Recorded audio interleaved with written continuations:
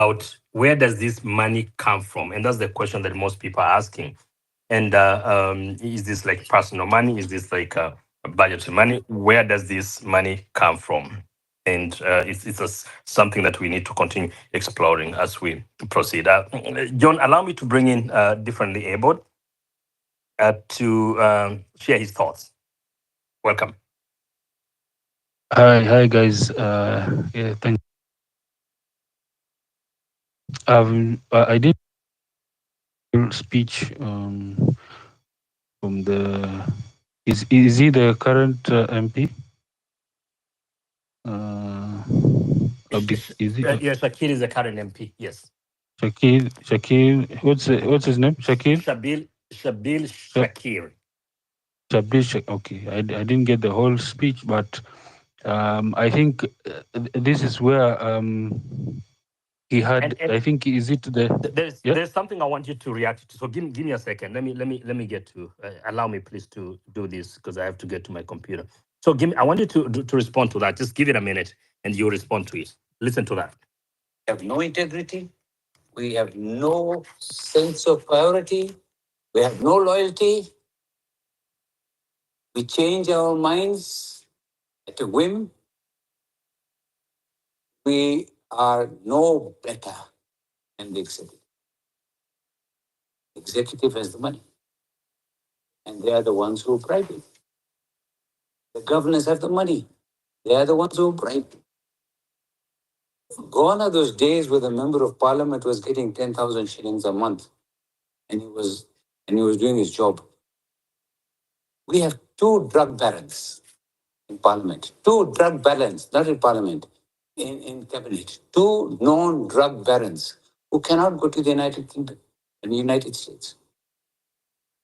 No, for millions and billions of shillings in the executive.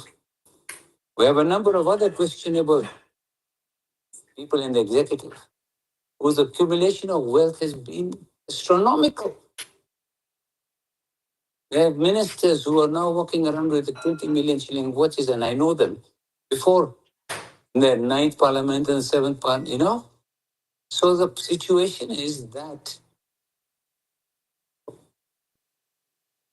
frankly, so you hold what the president is saying that no, the president is part of the problem.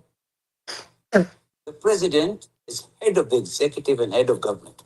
Is part of the problem. You cannot start crying wolf or fox when you know it's coming from. If you really want to do this, sort it out properly. If you really want to do this differently able, sort it out properly. Go ahead. Yeah, and probably they should all just resign because at this rate, if they're going to have a conference and start calling each other out, I think even they themselves have had enough of each other. So the only thing now is to, is to resign. But you know that will never happen because Kenyan politicians, they'd rather die than resign. But that's the thing. So uh, two drug barons, you know, and you see, for me, I look at these kind of issues from a source point of view. Like, what is the? I can understand the symptoms. I understand them, and corrupt politician and whatever. But if you look at it from what is the cause? Like, what is the actual disease? Because you have symptoms, but there's an actual disease that's within the country, and I think the Kisumu East MP has actually hit the nail on the head, whereby he's now actually talking about the disease, or he's actually coming around to talk about the disease. And I think the disease is what Yuri Bezmenov talked about, the 4 stages of ideological subversion, whereby you destroy a country from within. So first of all, people don't understand that they are being programmed. So what you do is that you give them ideas, and once they adopt these same ideas or behaviors will actually destroy them. So you don't even need to bomb the country, you don't even need to go to war, but you can just destroy them with ideas or with what you can call immorality or just a breakdown of the social order. So the 4 stages are demoralization. The other one is destabilization. That's the second one. The third one is crisis. The fourth one is normalization.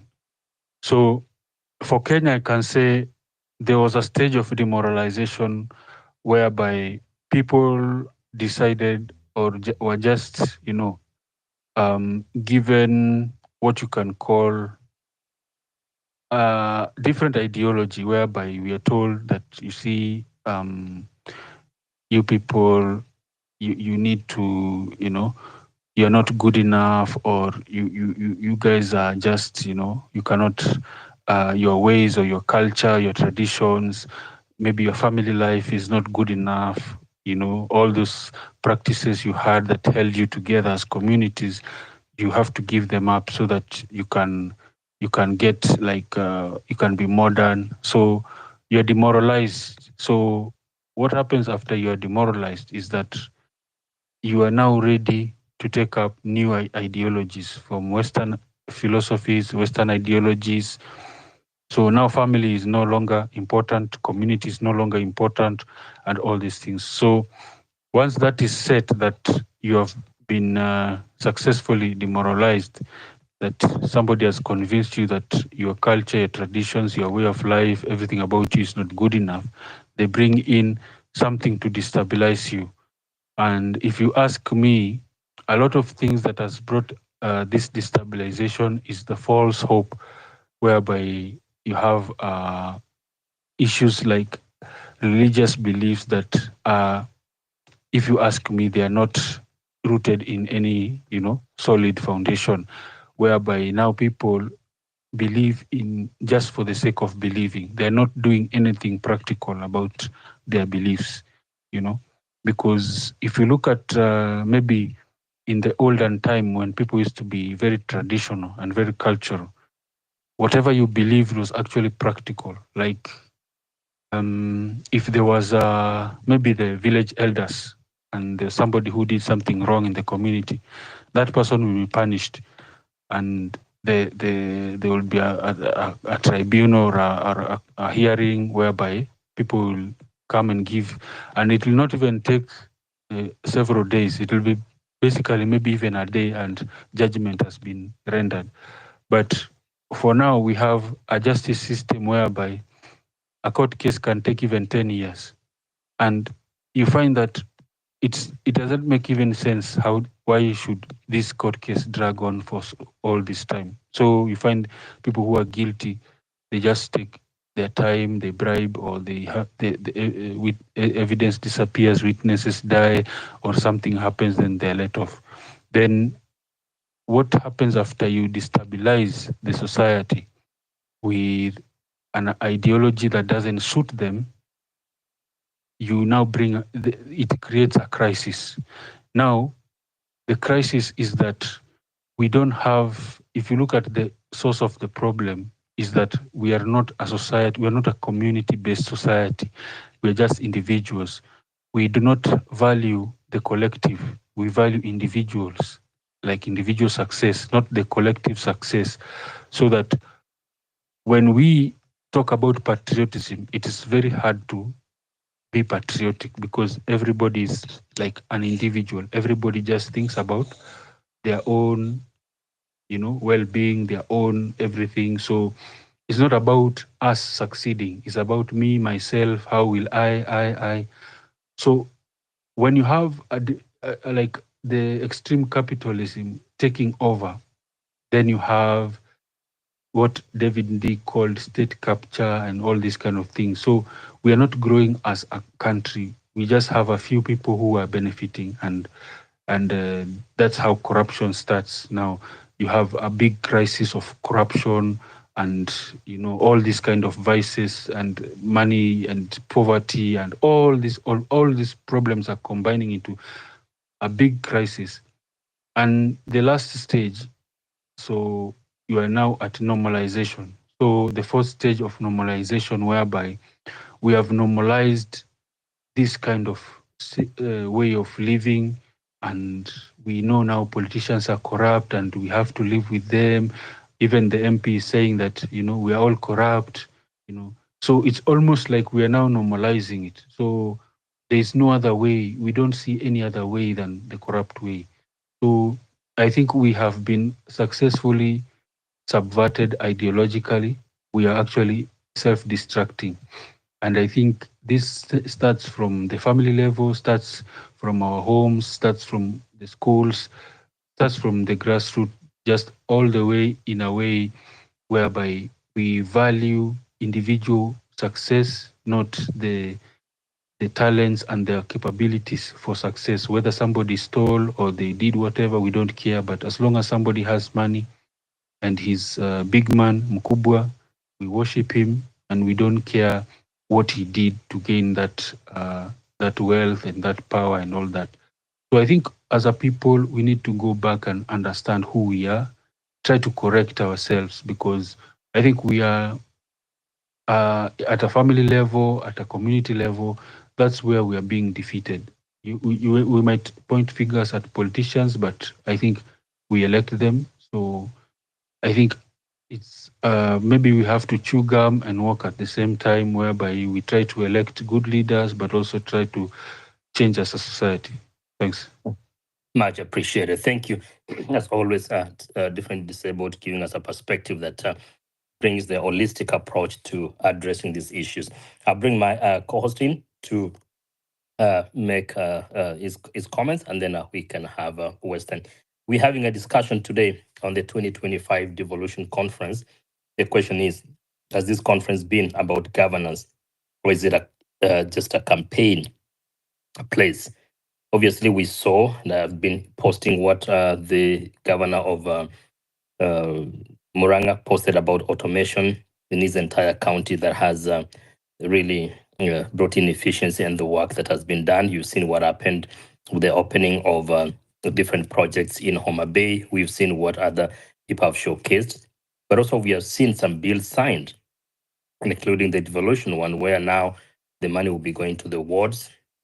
But also that if you're an MC and you able to serve for 2 terms, you qualify for pension. Then today, Raila Odinga talked about why can't we do the same for the governors, that if you run for 2 terms, you automatically qualify for pension. A lot is being discussed, but the question is this campaign, or is it indeed a conference? The one that has triggered the nation is where the president has come up and said there is corruption in the legislature and also the judiciary. John Serem, and then we can have Western. Thanks for being here.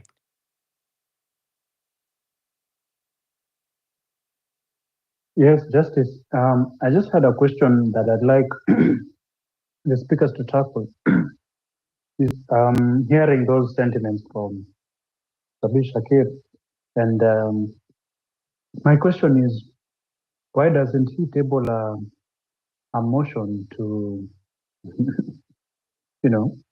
to what do you call it? President is not recalled. What is it called? It's running away from my mind. Yeah, for impeachment. Yes, a motion of impeachment. If those claims he's making are very, very true and serious, and you can't just speak without evidence. We need courageous people, not just to tell us what's going on, but they're actually the people in position to do something. So, which is why I'm inclined to look at this as it's a reaction to what the president said. It's not necessarily that he wanted to say that on that particular day. It's just that whatever the president said, painting the parliament as the bastion of corruption. So now they're just trying to fight back there. But anyway, that's my sentiment. Let's hear from Western as we go around.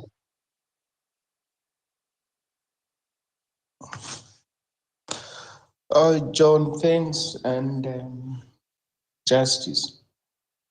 And then, John, hang on, Western, sorry. I'm being told there's a bug on MySpace that is really people are not able to stay on. I want to make sure, John, you're an expert in this. So if I try to clear it, do I just try to close it and then I don't lose the space to continue? That's what I'm thinking is supposed to happen, because people are really struggling. John, and then Western can proceed. You're the one that brought it up first. Oh, I was just saying, okay, you could refresh. You could refresh the space. You could go into the comment section and reconnect back. And Okay. I think it will be good to go. Okay. All right, I'll do that. Western proceed. I didn't want to drop anybody, so I want to make sure we are all stable as we hear the Western submission. Welcome again, Western. Justice, thank you. Justice, must you be told that this is a lion, or that this cup is laced with poison and stuff like that? Must somebody tell you? If you know it is, must you prove it by being told by someone? Or must you be assured or told that now this is a lion, it's going to hurt you? Take off. I don't get it why you would suddenly think it's news because the president says parliament is corrupt. Isn't that obvious? Isn't that obvious? Even if he didn't say it, isn't that obvious? Or even if he didn't say the judiciary is corrupt, isn't that obvious? It is obvious. So him saying it doesn't really change a thing. The question would be, actually, if he came and told you what he's doing about the corruption, that would be news. If he came and reported to you what he's doing about corruption in the judiciary, that would be news. But telling you that these parliamentary committees are corrupt, it's well known. It's well known. It's not something that Kenyans don't know. At least those who are alert. To come and tell you that in the corridors of the judiciary there's corruption, that's well known. It's a poorly kept secret. What would intrigue you, fascinate you, or should fascinate you is what is he doing about it? What has he done about it? That would be news. Not that he has confirmed what you have all along known. Which brings us to this question. There are people who think that parliament is different from the executive. You know, they know our last line of defense is parliament. They even go ahead, our last line of defense is the judiciary. Like, really? Like, really? On what basis do you arrive at those fairly freak conclusions? Freak conclusions because of the kind of questions we ask justice, governance, or campaign mode. I said last time, you had expressed that binaries are never the way to go when you're analyzing things. They're never. Whether this thing is this or is that. Never. Because that's not an open-ended question. Great questions are open-ended questions. This is a closed question. But what if they tell you they're discussing governance at the same time they're campaigning? They're doing both. Not just one thing. They're doing both. Which is the case. They will tell you, oh, we're discussing governance as counties and stuff like that, national government. They will tell you that. At the same time, they're campaigning. You cannot go to the same place again and again and again, you know, and that's lost to your opponents. You are clearly campaigning. So your opponents, if they're still asking the question, are you campaigning or you're not? Well, they're still stuck. They're not moving. Is this empowerment or is campaigning? They will tell you they're empowering people. At the same time, they will not tell you, but it's the case they're campaigning. It's not either or. They can do both at the same time. So that is the case. And as I keep saying, if you are not running, you don't intend to participate in politics anytime soon. You don't intend to run for president. You have the luxury to ask such questions. If you do, you intend to participate in politics and you ask such questions, they betray naivety and lack of appreciation of what's going around you. So the question is, when will you come to the realization of what is unfolding before you?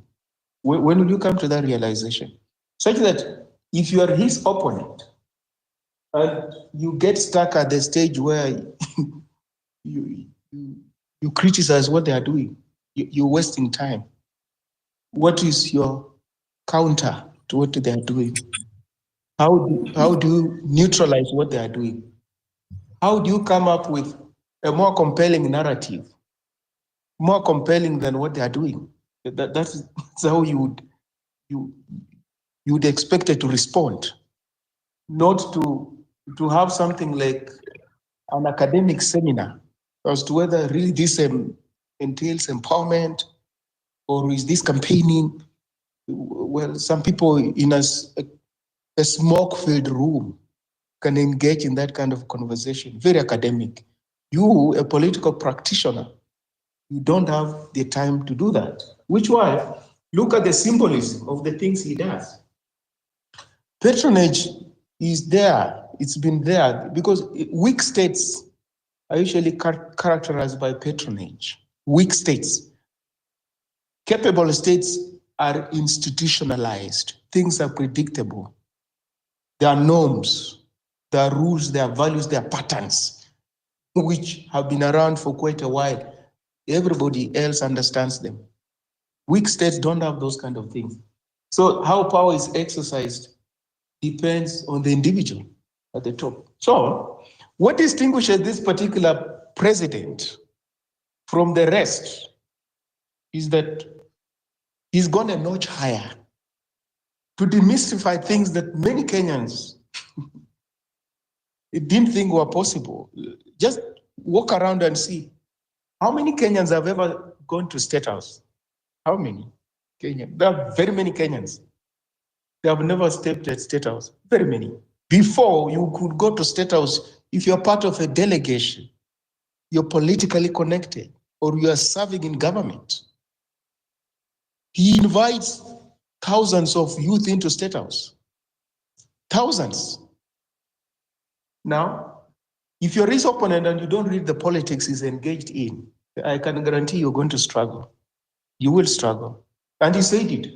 I have not lowered the status of State House by inviting you, rank and file people. Come here. It began with the other State House in where, Sagana or something. Come and eat food from here. That's politics.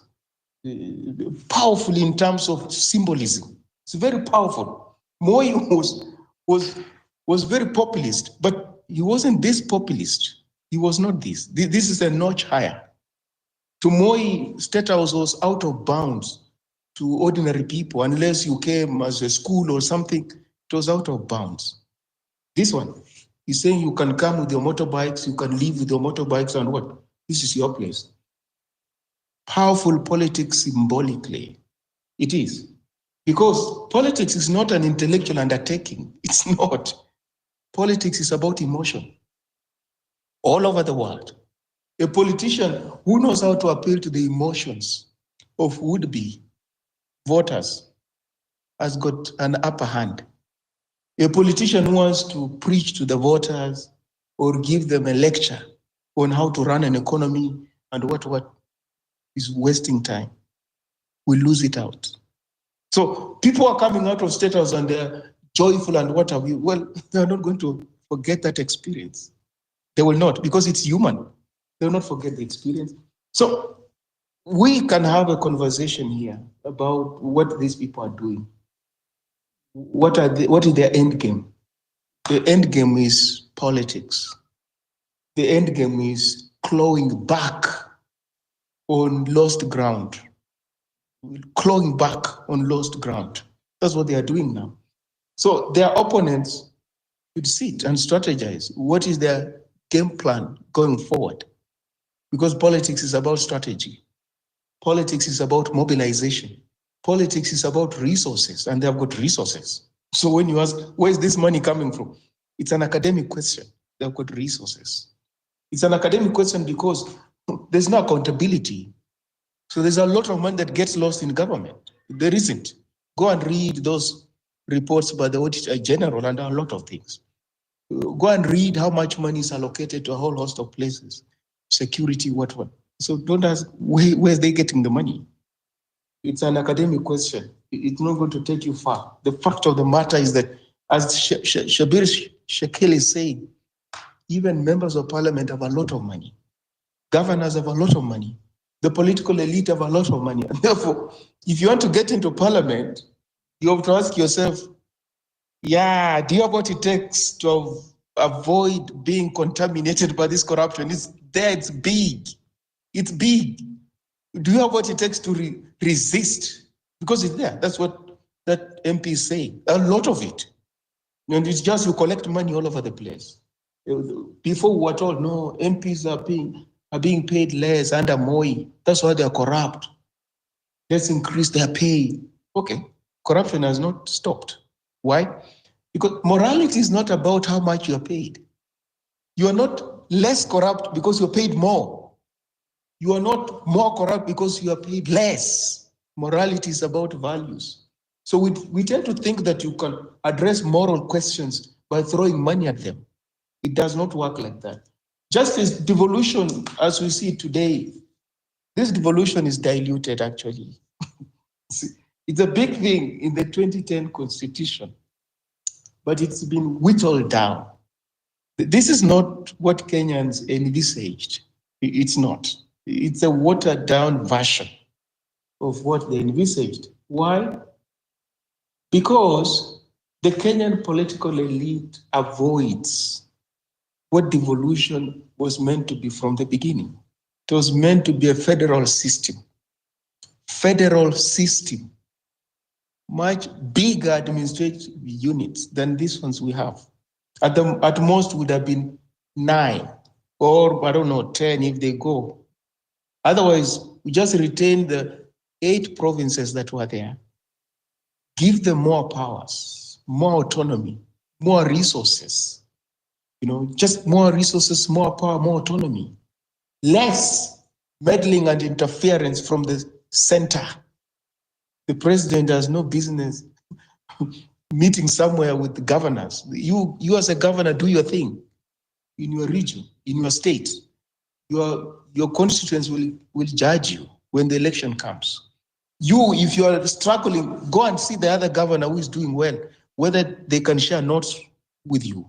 But this business where 47 or so governors meet somewhere under something called Devolution Conference reduces them to no more than glorified district commissioners. Those people who are there under Moi. The difference is that you're popularly elected, but you have no mandate. You still beholden to the center. It's as simple as that. So this devolution here is not what Kenyans wanted. But politicians don't want to lose power and resources.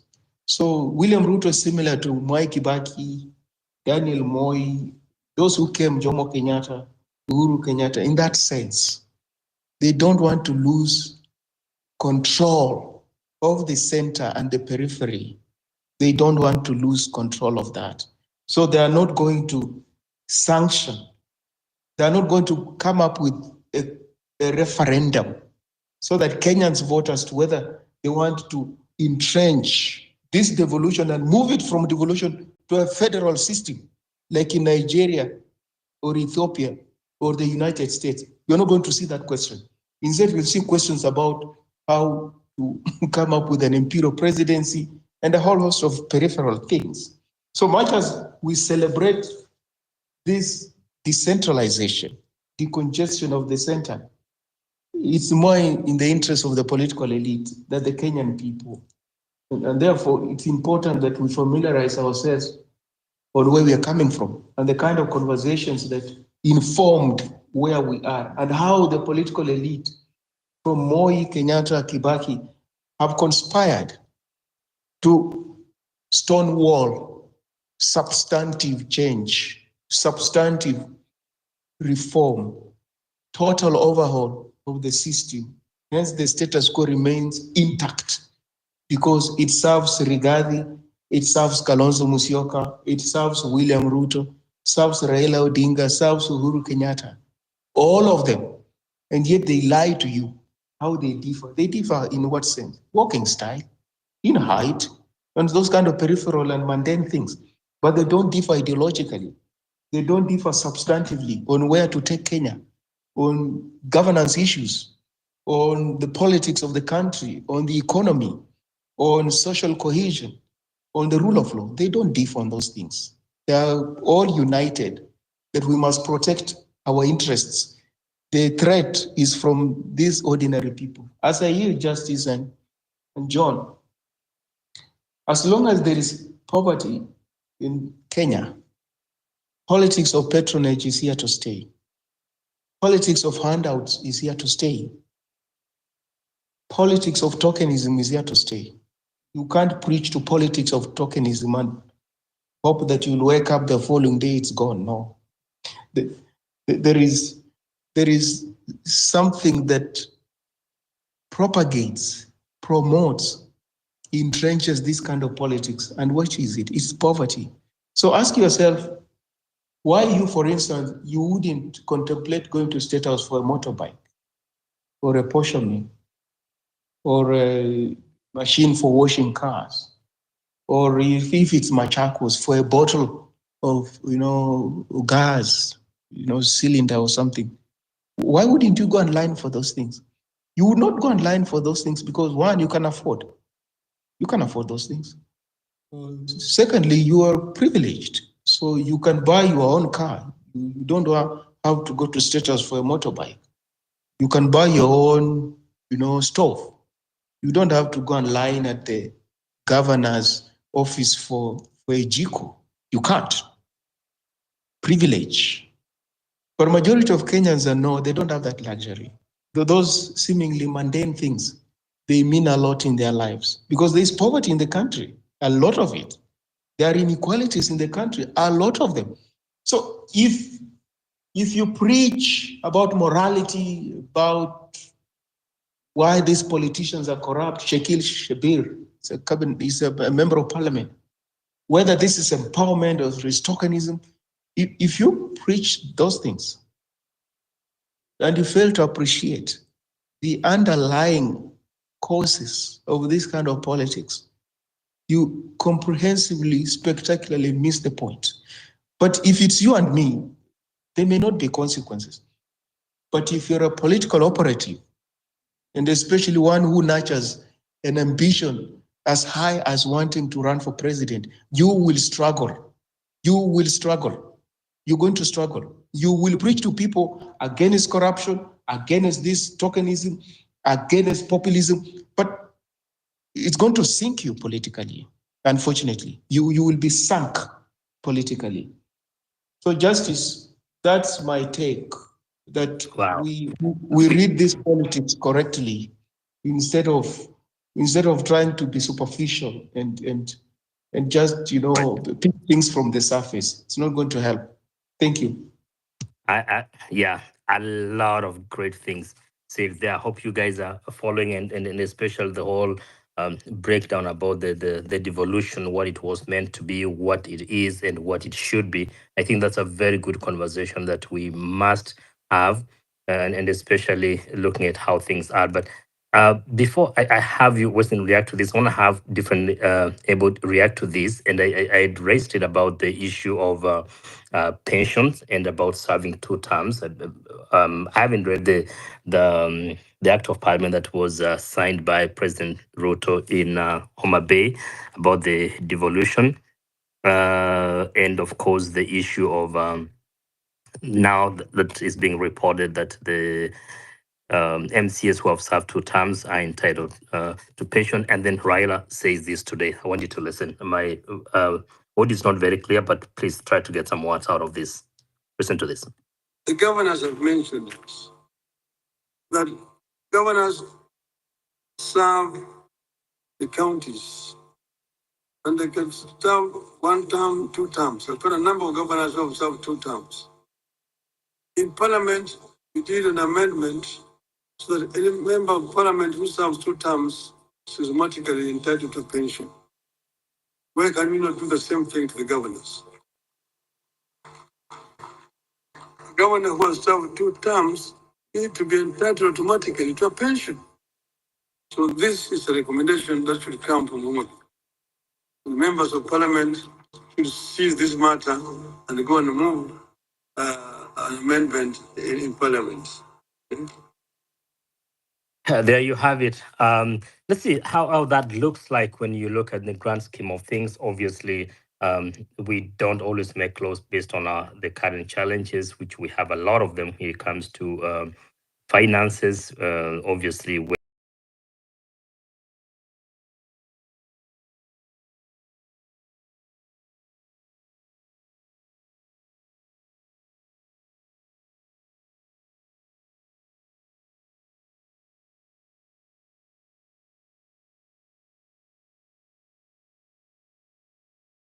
proposal that is proposing that also the governors should automatically be to have pension. Different, Ebon. What's your take on that? Yeah. So you see, politicians are just, angling, especially the current flock is angling for how they'll, retain, and for somebody like Raila to suggest that governors, you see, they are all friends. At the end of the day, they're what they call themselves, or we call them political class. So probably they're the people who in this country are the most wealthy from producing the least, because what they do is what Juakali used to say, wanacheza na maneno, because if you analyze politicians, whatever they do is just, talking from morning to evening, most of the time. And like if you have a productive country, maybe like the Japanese or the Chinese, most of the people who are rewarded are the producers, the engineers, the thinkers, the scientists. Those are the people who actually valued. But for us, we are being indoctrinated or ideologically indoctrinated to value people who produce nothing in a way, because you could even see how the dynasty or the dynasty mindset was working. When a politician dies, then automatically someone in the family has to be, inherit the throne, so to speak. And it's almost like some weird secret society or cult, practice, whereby we are now supposed to be ruled by and support all this political class and their families and all this stuff that they are.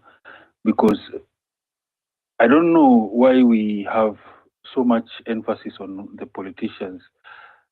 We think that they should live a better life and all this just because they talk a lot.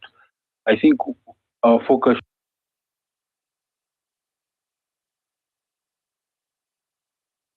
It looks like we are. Okay, sorry. At some point we lost you for a second, but you're back. Go ahead. Oh, yeah, we're having a lot of technical issues, which sorry about that. Am I back?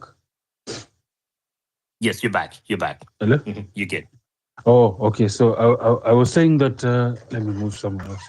I was saying that what we have now is the political class doing what they usually do, defending each other's interests when the time comes. So I think it's about, if you look at devolution itself, devolution was basically like what I used to call, it's a consumption model, because in essence, what you're doing is that you're saying that these government, central government, which was inefficient and corrupt, let us now spread it down. Let us its roots go deeper. So it's like spreading a problem. We kind of did what we call just probably spreading the problem deeper, because we never got central government right, even as a country, because from the colonial administration now handing over to the regimes that were there, we never got it right. So if you devolve something wrong, it just goes on, because what happened in devolution is you are now trying to get money into the community, into the mashinani, into the smaller units. But you can't get money into the smaller units if you don't have it.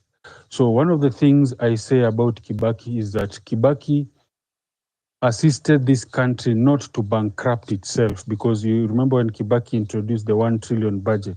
If you talk about devolution costing 750 billion, and the country at the time of 2002, when Moi was handing it over to Kibaki, our GDP was 350 billion, and the devolution cost was double that. So what would have happened if you didn't have an economist who would have assisted the income generating and tax collection activities? We would have bankrupted ourselves just by constitution alone. So I think what happened with us is we kind of misunderstand things in a way, because essence of things, because cost of government from time we had the old constitution has gone up maybe 3 or 4 times, I don't know, So what has happened to us is that this country is just supporting politicians. It's a playground for politicians. So it's no wonder that they want pensions, they want to be, after they retire, they want you to take care of them the rest of their lives and all that kind of thing.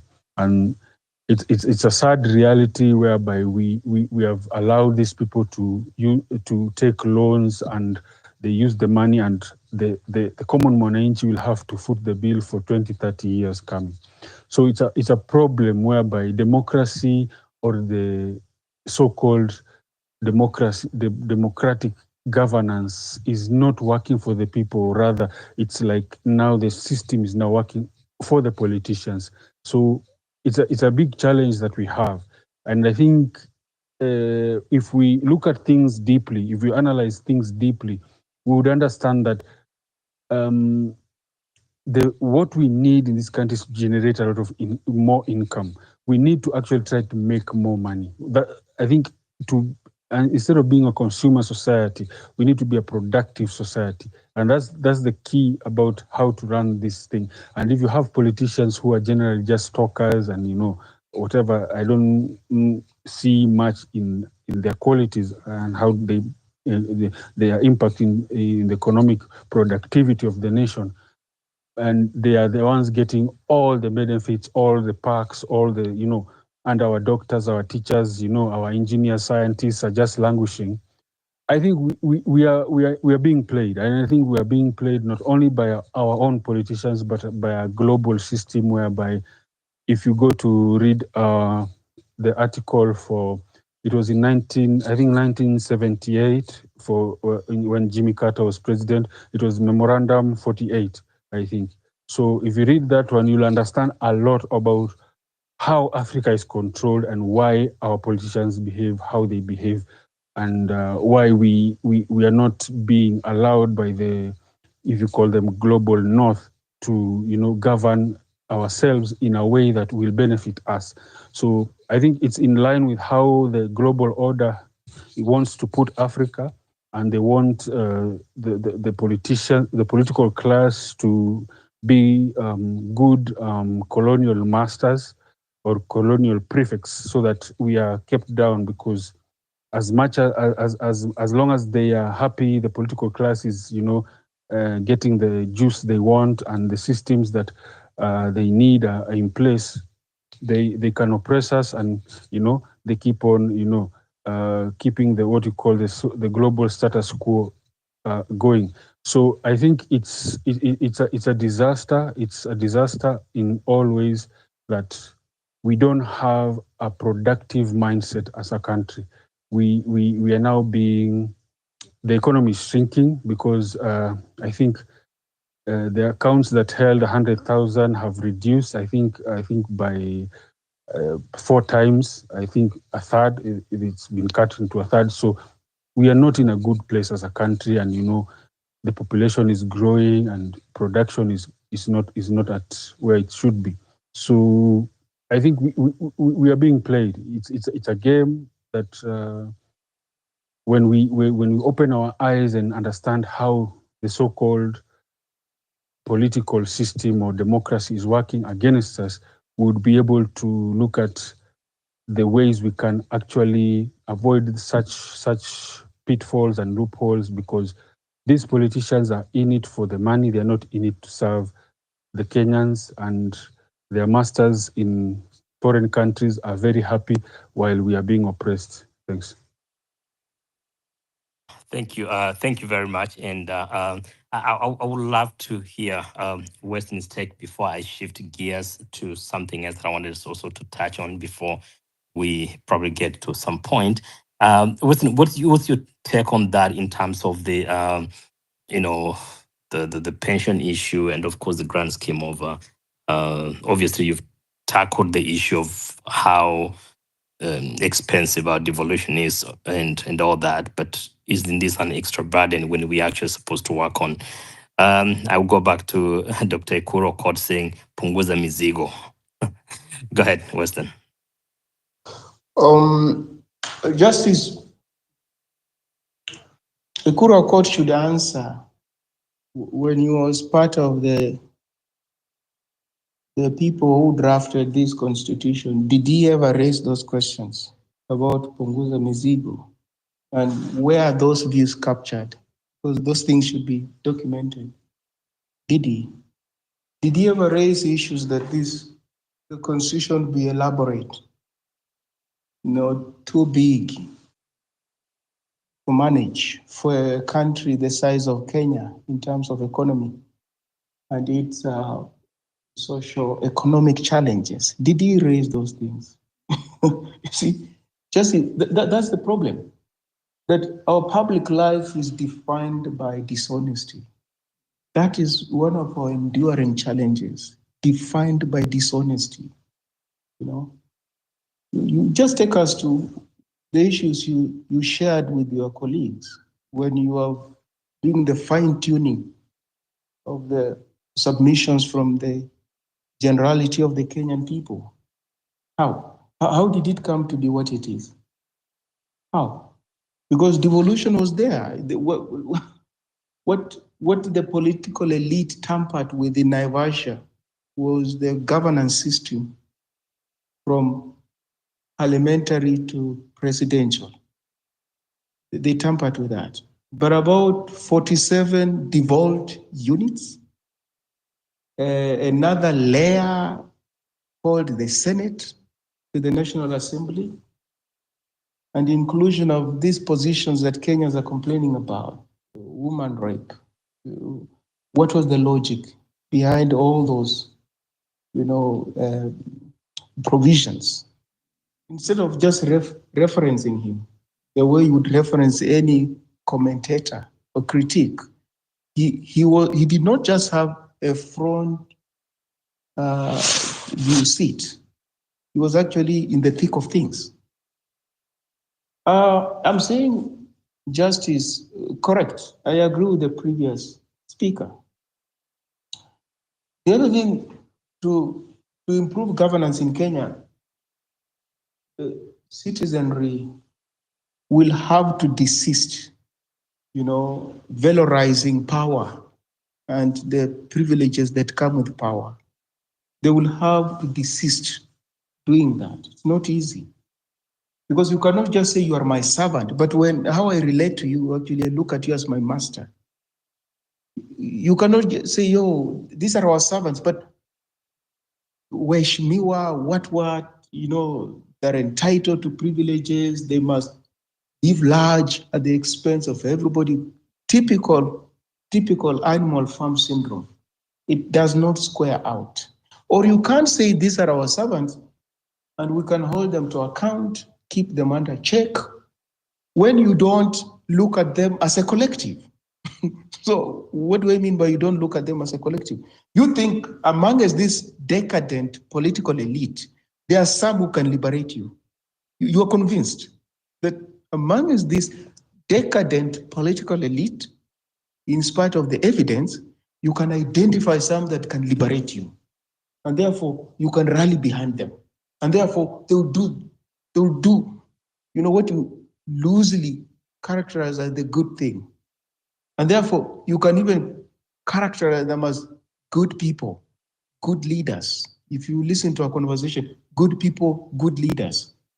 No, the system is inherently deformed, is inherently faulty, the system. It is.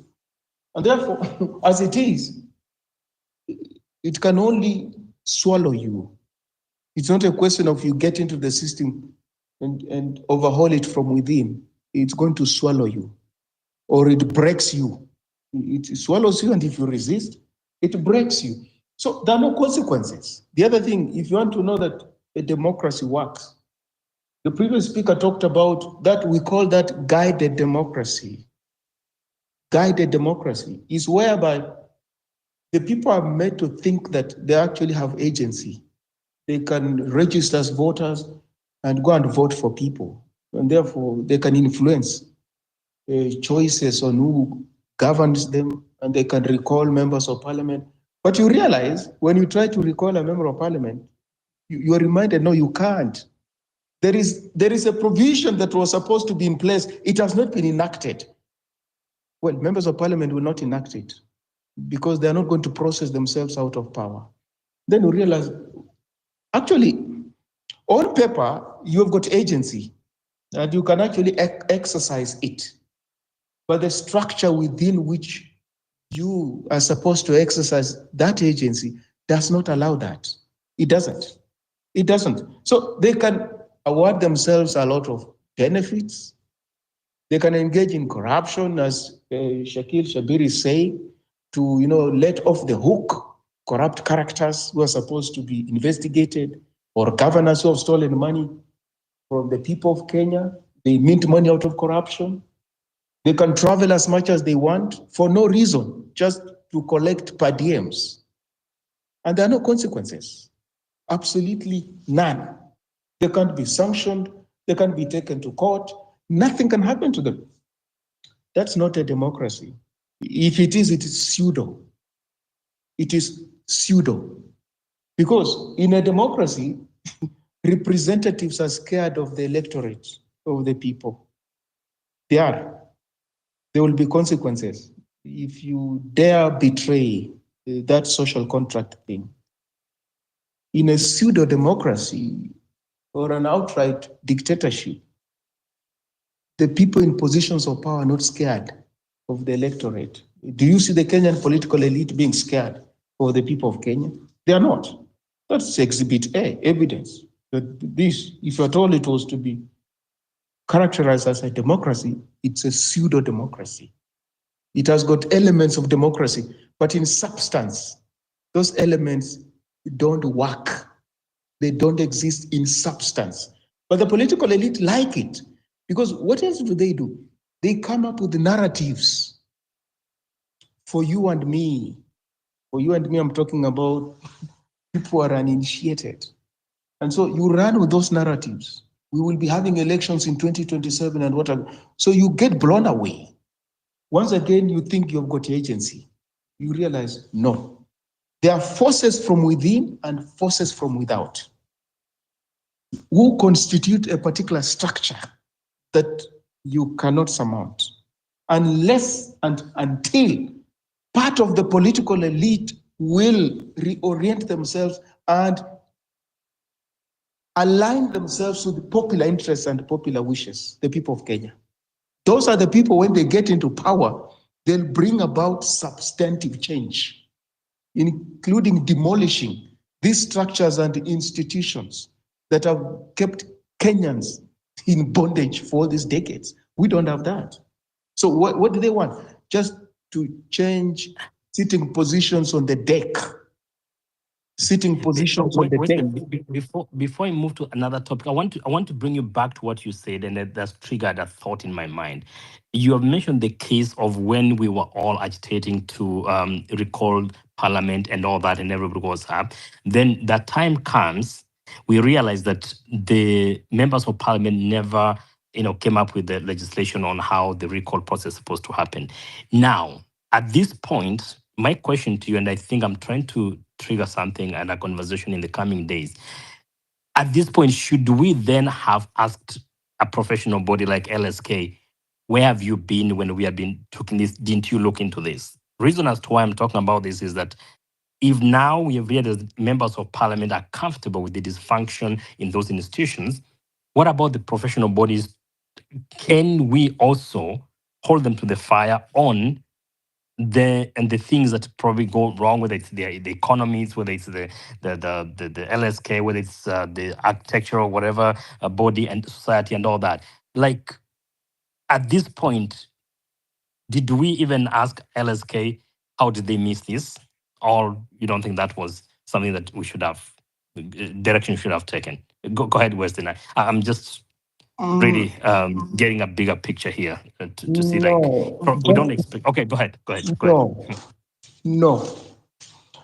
One thing you have to understand is this. Remember, if you look at the ideal definition, understanding of democracy, it's about the popular will. Popular will is the ordinary people. It's ordinary people, rank and file. LSK is a body of the elite. Members of Parliament are the elite. Judges are part of the elite establishment in any given society. So you can't count on the elite to do what is in your best interest. No, they will not. Because if you see, during election time, there are so many lawyers who want to get into Parliament. Have you ever asked yourself why? Or, despite practicing, they also want to double up as members of Parliament or governors. Have you ever asked yourself why? The status quo serves them. It does. And how do you know that it serves them? Because they will tell you they have got this exclusive right to interpret the law for you. Exclusive. Well, tough luck. If you think that they will interpret the law in your best interest, tough luck. Which brings me to what I want to tell you. And this includes civil society. Civil society in Kenya and in Africa do not constitute the polar opposite of the state. They don't. If you just look at them keenly, they raise questions about human rights, about poverty, about a whole host of things, socioeconomic rights, what have you. But are not, in substance, the polar opposite of the state. They are not. They aren't. You look at them just keenly. Some of them don't pay their workers adequately, the same challenges people complain about in the state. Some of them are mired in nepotism. Somebody formed a non-governmental organization, I don't know, 20 years ago. He's still at the helm. The wife is, I don't know, somewhere there. Some other family members are somewhere there. To what extent can you say these people are fighting for popular interests? No, they are not. They are not. And when some of them cross over into the state, do they ever change a thing? Do they ever change a thing? They just fit into that. Why? Elitism, justice, elitism. When ordinary people, workers, and the peasantry think that the elite can champion the interests, oh my goodness, they're completely lost. And therefore, holding the state to account, holding parliament to account, holding the executive to account, the judiciary to account, that responsibility lies squarely on the shoulders of ordinary people, and they cannot outsource it. They may be able to speak English or whatever language is spoken in that country. They may be able to write things or they don't know how to write things, but that is their responsibility. Democracy does not dictate that you must be able to speak English or you should have a particular certificate to carry out that responsibility. It doesn't. You have to carry it out directly. There you don't outsource it. If you wait, they'll meet as experts, which brings me to another very particular issue that we're not aware of, the tyranny of experts. Whenever we have a problem, let's come up with a task force or a commission of inquiry or those committees you see all over the place to look into education.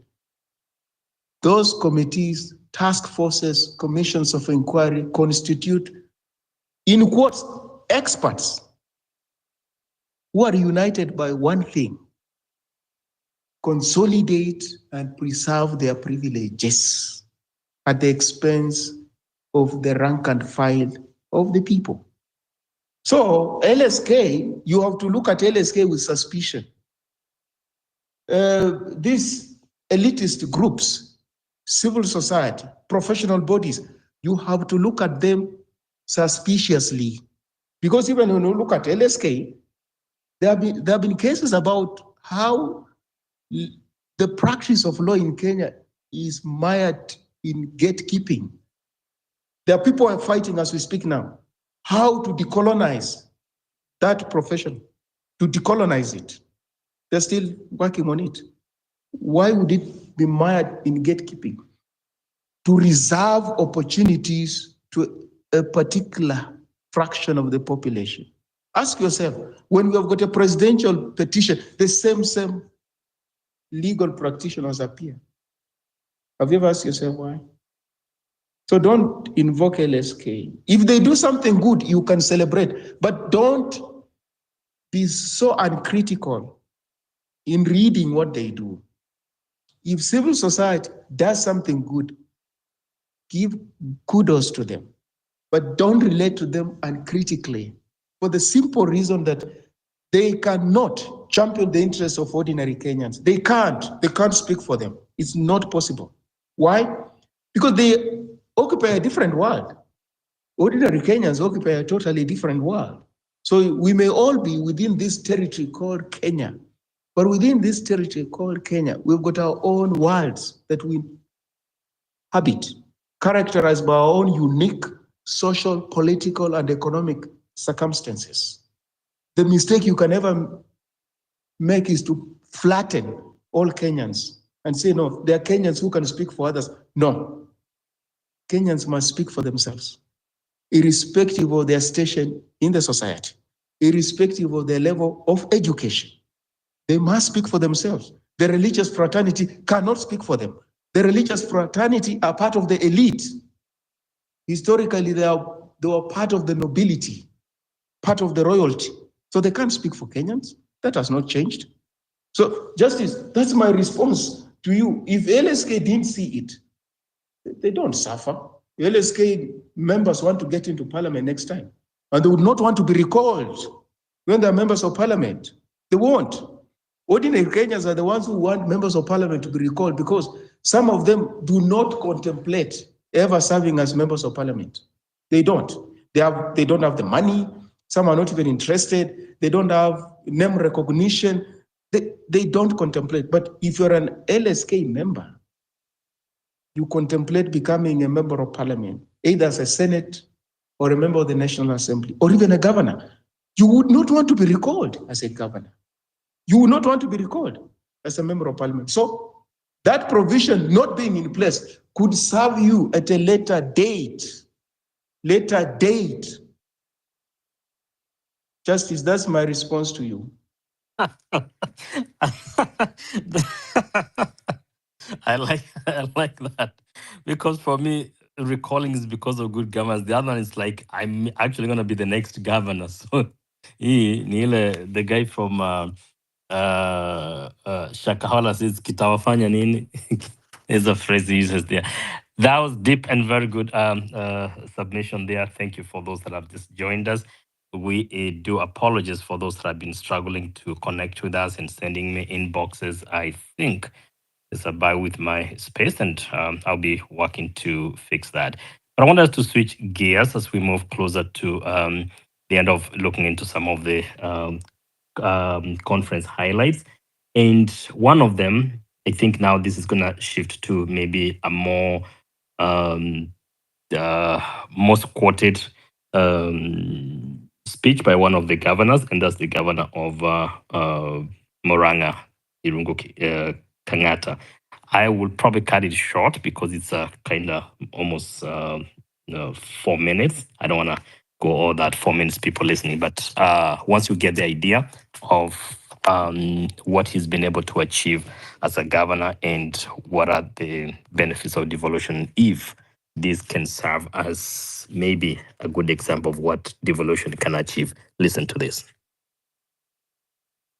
Moranga County has automated various systems through our own internal staff. The first innovation was in revenue collection.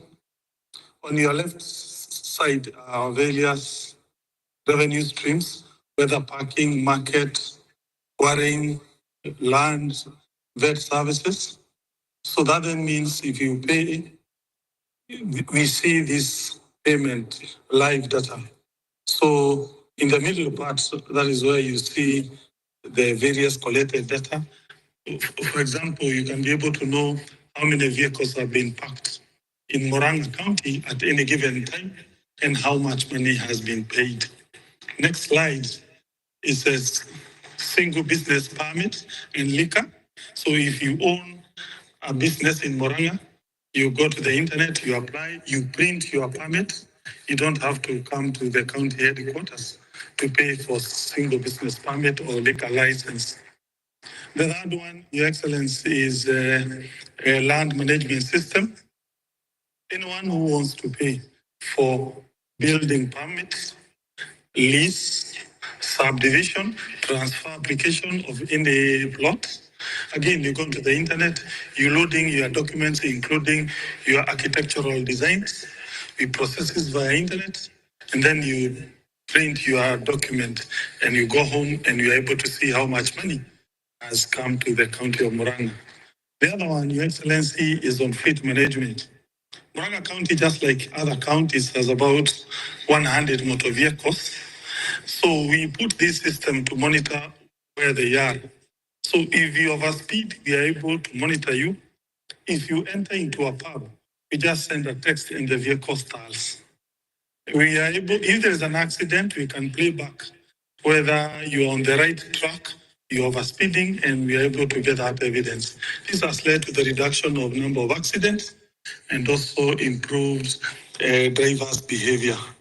The other one is Inua Mkulima. Your Excellency, this one was made in partnership with Cooperative Bank of Kenya, where we give our farmers, those who are in milk and mango, subsidy money, so that when they go to a pre-qualified shop, they are able to redeem certain farm inputs. For example, animal feeds, even foodstuff. So it is a technology that is mobile-based. So when you go to a certain shop, this is the card we give them. So you give it, if you're a member of that program, your money will be deducted, which has been preloaded in that e-wallet. That supports milk and mango value chains in Moranga. The other one is the file management portal. This is our own internal system in the county government. We have another one for hospitals. We are able to now know how many patients are visiting our health facilities at any given time. We have about 150 facilities. So, for instance, now you can see we have 6,487 patients now. In the middle part, that is the diseases that have taken them there. At the end, the money they have paid us today, whether by M-Pesa or SHA claims, this system was made together with the Ministry of Health. And I thank my friend, Mr. Jared, because he's currently in all 157 medical facilities. Now, I want to pause there for a second, and I hope you guys have probably interacted with the same information prior to our space today. But if you hadn't, you at least get a, kind of a little bit of the issue of technology in improving the efficiency and, of course, cutting down on waste and service delivery and all that kind of stuff. I want us to probably try to see if we can talk a little bit about that as we get closer to the end of our conversation today. But without asking specific questions, I want to have like initial reaction from Western. I'll bring in Rudaman after that, and then we can start getting to our final thoughts on the Devolution conference. Is it governance or waste of resources? There's a little change in the topic, but Western, what do you think about that? About what you just heard? Well, Justice, I've made my views known on this question, that technology does not work outside of human intervention. It doesn't. So it's as good as the morality of the person or the people who are expected to use technology to advance efficiency, reduce wastage, curb corruption. Because it's not true. You've heard of those cases about e-citizen and what have you, and the logic behind e-citizen. We don't want to belabor that point. But what it drives home is this. And you can even talk about elections and, use of technology in elections. If technology is at the disposal of corrupt people, it will be used to advance corruption. If technology is at the disposal of immoral people, it will be used to do immoral things. It's as simple as that. It will be used to marginalize. So technology can be racist. Technology can be corrupt. Technology can be tribal. Technology can be classist. Because these are the prejudices you find amongst human beings. So it's about agency. Agency is about the human person, the human intervention. So you can't attach a lot of significance on technology as if in and of itself it engenders what you would call a moral rectitude, incorruptibility, good governance. No, it doesn't work like that. To put it simply, if you're doing things manually, and therefore it takes a lot of time, and you need so many people to do, basic things, but you're doing them well. Their files can be located and procedures can be followed. What technology does when you infuse it there is speed. Many things are done pretty fast. You can locate files pretty fast. You can follow up on what was done before. Every other person can access what it is that was done, sharing of files and whatever technology. But you can also make files get lost if it's a corrupt system. You can also steal more money without using a gun, getting into a bank, just sitting somewhere and transferring lots of money from people's accounts into your own account. I mean, just sitting in your room, that's technology. So what the governor is saying and what state and state officials tend to say is in line with what we call technological determinism. This very reductive belief that technology influences our behavior, technology influences our cultures, technology changes our politics, technology changes our economic setup. It might, but we also have the capacity to use technology to use technology for nefarious ends. We also have got the capacity to infuse technology in what we're doing. And depending on our choices, that technology will do exactly that which we want it to do, if it's for good or for bad.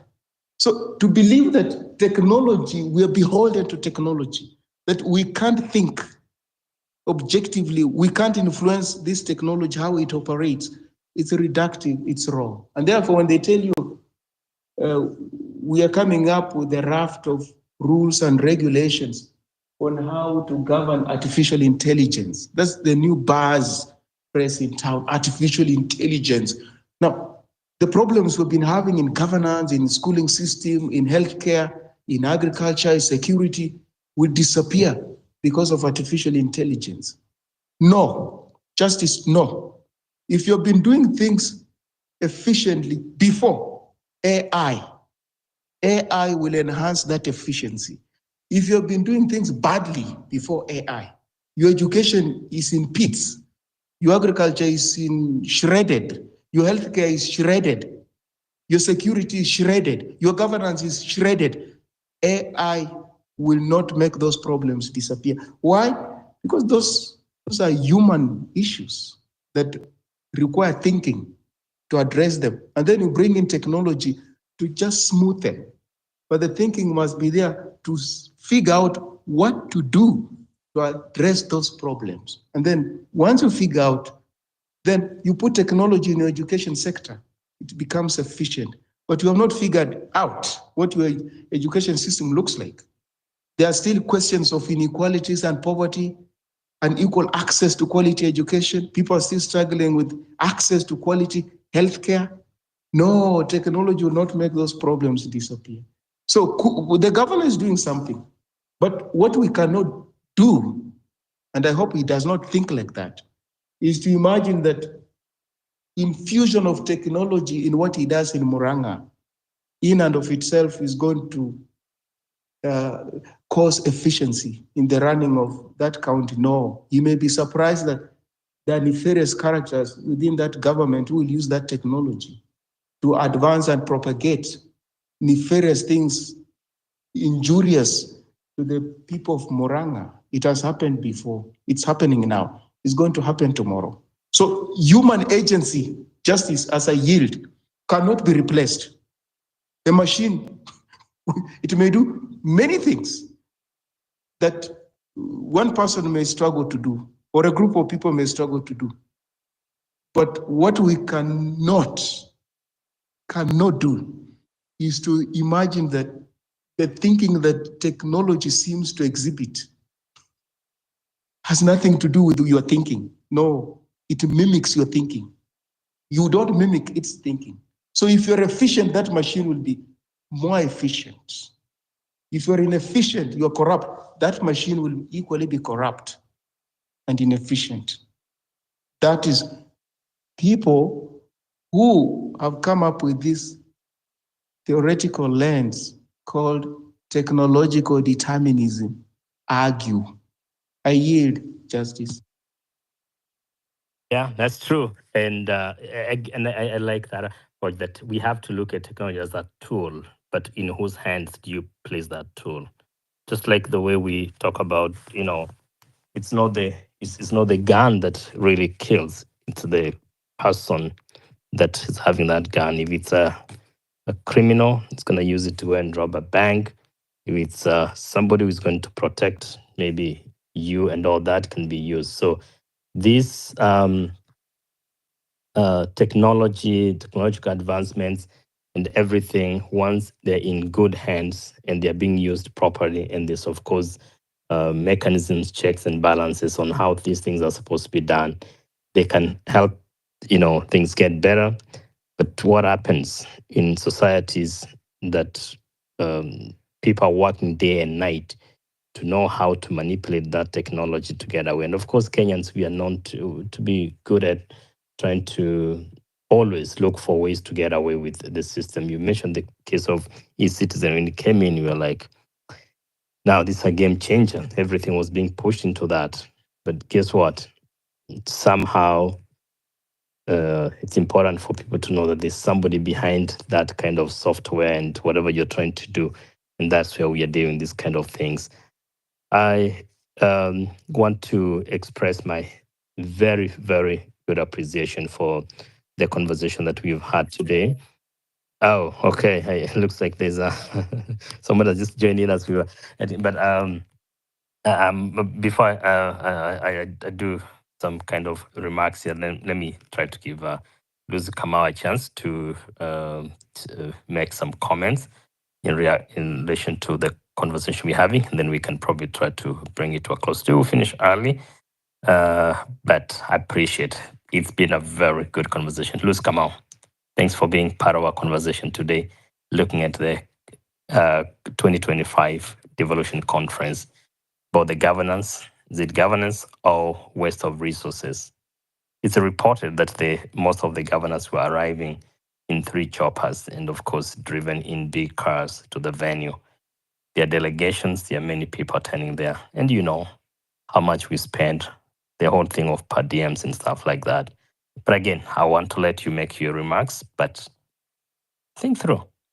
Are we just in these offices to go to conferences and go to retreats and attend all these big meetings because there's something we're getting out of it?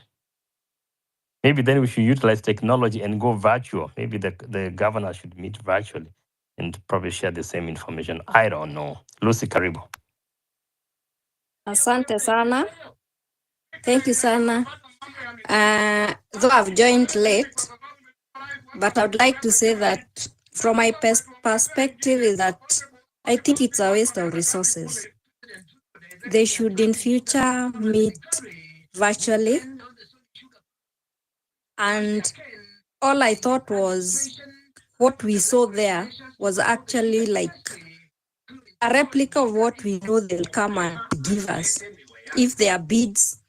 But what I thought would be much more than that, at least value addition is what I was looking forward to. Sorry for joining late. Asanteni. Oh, thank you, Lucy, for that. Kama nasikia ni kama you're watching news or something. But yeah, but thank you for sharing your thoughts that, yeah, indeed, it's like we don't expect anything better than what we saw because maybe they didn't expect, even them, they probably didn't expect anything better to come out of it, you know, because we're expecting too much from people who don't expect anything from themselves. Exactly. It's such a, I don't know. Again, we will be continue hosting these conversations. I'm one of those people that I need more encouragement to start having a little bit more hope in my country, because I'm having every single day I look at it and I see people dancing. Another young man really gave a very powerful story the other day that Hustler, whatever fund is working because he borrowed 500 shillings and now he's a tycoon. And I was like, I would love to be a tycoon after borrowing 500, really. But anyway, that's the conversation. Thank you very much. Right. I'm gonna bring this to a close by saying this. We will continue having the conversation, expanding it to a level that it's going to help us think through on how then can we as individuals make our lives. Obviously, we don't come here to prescribe solutions for anybody, but also start thinking that we spend substantive amount of time discussing what's wrong with the government and everything. But earlier on, I think differently disabled and Western, I've said this before, is about to look at now the society as a whole. Is this a reflection of who we are in our small groups, in our small chamas that we are and everything? Do they even run indifferently? Don't we have people who defraud others, who are scheming to scam?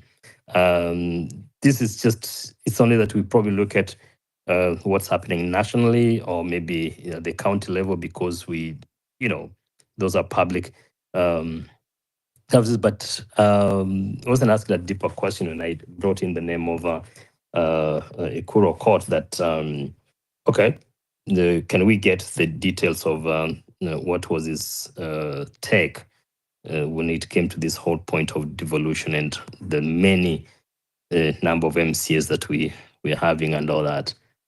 I want to hear in closing remarks. I would probably gonna hear Lucy. Do you have any other thoughts? Maybe just 1 or 2 minutes, and then I will have Western close as we end the conversation today. Appreciate you being here, Lucy. Any other thoughts?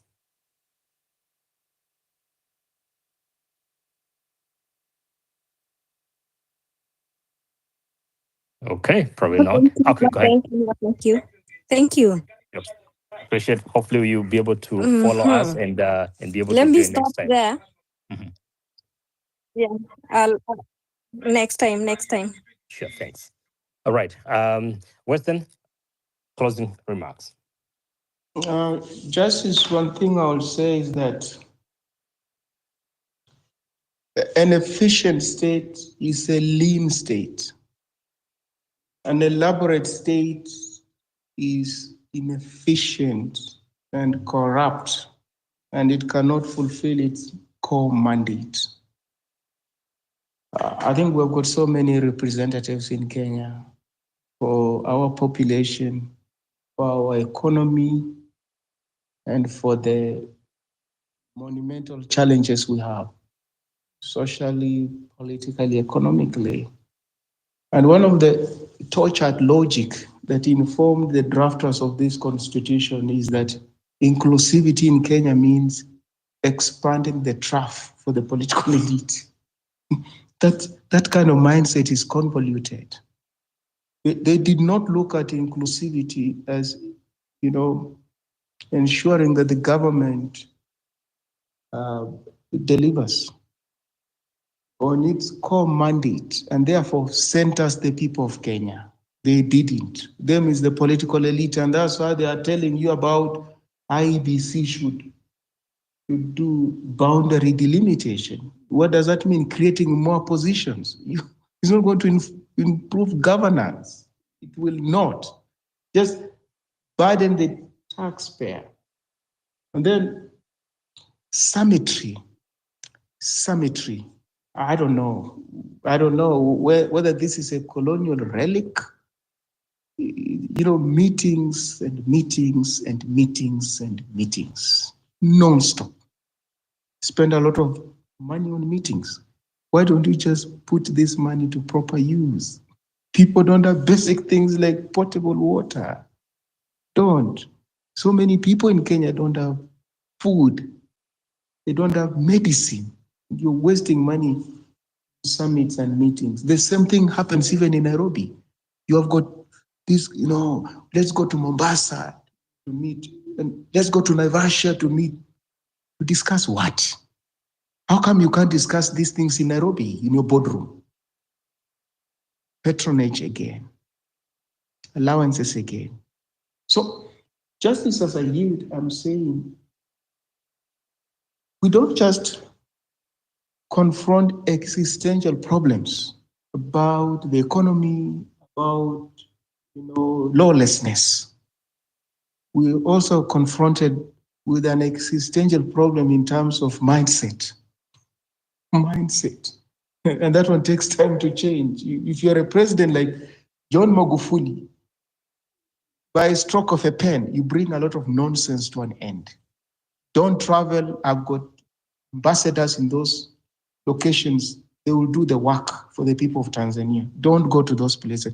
Myself, I'm not going to travel. Magufuli died without having left Tanzania. He never went to Europe. He never went to North America. What did Tanzanians miss? So we don't have a decisive leader or leaders of that caliber. So leadership in our case is seen as spending money, scarce resources, and claiming that you're spending it in the best interest of the people. Ironically, people who can't meet their basic needs. It's staggering. It is staggering. So these are the challenges that we face, and they must inform how we read our politics, as opposed to being blown away by sound bites and a whole host of boorish things that some of these political elites say.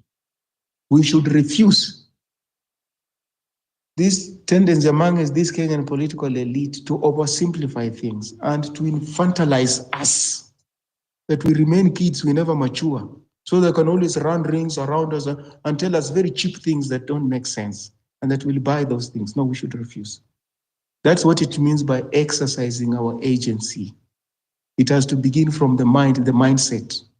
And then subsequently, when a very impressive fraction of the Kenyan population, sees its economic fortunes rising, then we'll be able to substantively influence our politics and our choices. But as it is now, it's extremely difficult to build a democracy on the foundation of scandalous poverty, inequalities, and a rogue political elite. It's difficult. It's an arduous task, and that's what we face. I yield, Justice. Thank you, John. Thank you, Justice. Wow, thank you very much, Weston. And apologies to those that have just come in. We were just closing because of, we've had a very, very robust discussion. And Weston, you brought it up. I remember a phrase, I just paraphrase, I don't remember the exact quote, where they say that, why we spend a lot of money studying about poor people instead of spending that money to alleviate their poverty. And that's exactly what you just described, that these people think that they are doing this for our benefit when we cannot afford anything. They have to have bottles of water littered in the entire state house just because they are doing it for us. I want to say this. Even as we continue having this discourse and looking into the issues and getting deeper into our hearts to share our thoughts, experiences, and what we think we need to do to get better. Also ask yourselves, is there anything as a person you can do to make your life better each and every day? Because there might come a time that the help that you are waiting for from the government may not even come, or may take much longer and you may not be even there when that help is going to come. So meanwhile, you have a life to live. Don't compromise it. Improve yourself. Look at every opportunity available. Seize that opportunity. Use it. Be a better person than you were yesterday. Thank you for being part of our conversation. I look forward to seeing you tomorrow. God bless. Good night.